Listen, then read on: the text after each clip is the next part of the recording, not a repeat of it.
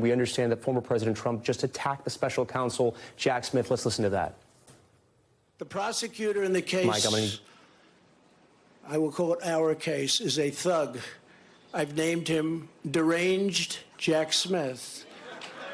I wonder what his name used to be, Jack Smith. It sounds so innocent, doesn't it? Jack Smith. What's his name? Jack Smith. He's a very nice man. He's a behind-the-scenes guy, but his record is absolutely atrocious. He does political hit jobs.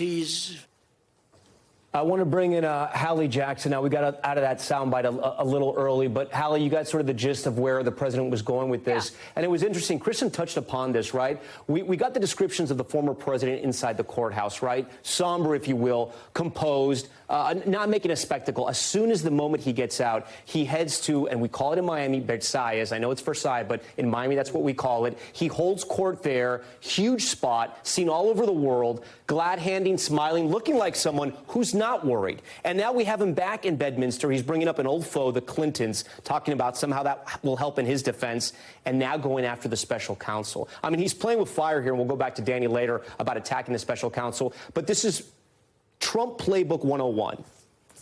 And the fact that there isn't even a Donald Trump playbook as it relates to an indictment, Tom, I think is notable. You're looking at these images from Cafe Versailles, and you talk about, felt more like a victory lap than anything else. And this is just 12, 13, 14 minutes after he left the courthouse where he became the first ex-president to be arraigned on federal charges. They sang him happy birthday there. He said, I'll buy everybody food, essentially. I mean, this was what we would see.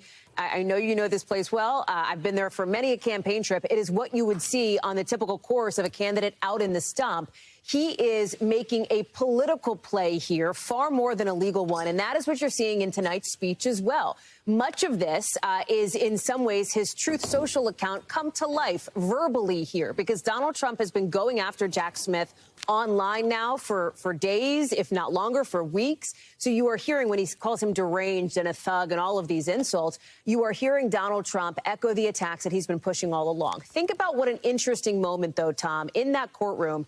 Not clear that Donald Trump knew that Jack Smith was in there, but the special counsel was not presenting for the prosecution, not speaking on behalf of his team, but there present as I think the way that a lot of people see it, as a symbolic message that he has the back of the prosecutors who are bringing this case, the prosecutors under him, that he is there in a sort of show of united force for the Department of Justice against the attacks of Donald Trump. We heard that in the one time that we heard from Jack Smith himself when he delivered those remarks at the DOJ last week, when the word of the indictment first came out, when we first learned all of these, frankly, extraordinary details here, was Jack Smith backing up his people at the DOJ. That matters, Tom, because of the other political component, the political context here. You and Kristen have talked about it. The idea that there are many Republicans, when you look at polling, half of the Republican electorate that has no faith, they say, in the Department of Justice, that sees this agency and the FBI in an unfavorable light. The shift that you are seeing from Republicans who are now attacking law enforcement, attacking the Department of Justice as weaponized, as politicized, is a shift away from the law and order mentality that Republicans had for a long time, Tom. So a lot of layers to this. I understand that the former president is also talking about Mike Pence, pointing out that Mike Pence was absolved of any issues related to the classified documents that he had in his possession. Keep in mind the key difference when you talk about any of these cases, when it's Mike Pence, when it's Joe Biden, and again, there's plenty of details we don't know still about the Biden case in particular, is the issue of cooperation, Tom. Danny can speak more to this, but when you look at the indictment, all of the counts, all of the charges come after January 20th. You're like, why do you care about January 20th? Remember what happened 3 days earlier. Well, not a handed over. Trump aides handed over 15 boxes of documents.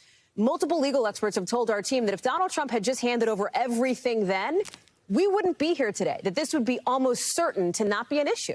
Yeah, Pence, of course, turning over the documents back, the main difference there. Thanks for watching our YouTube channel. Follow today's top stories and breaking news by downloading the NBC News app.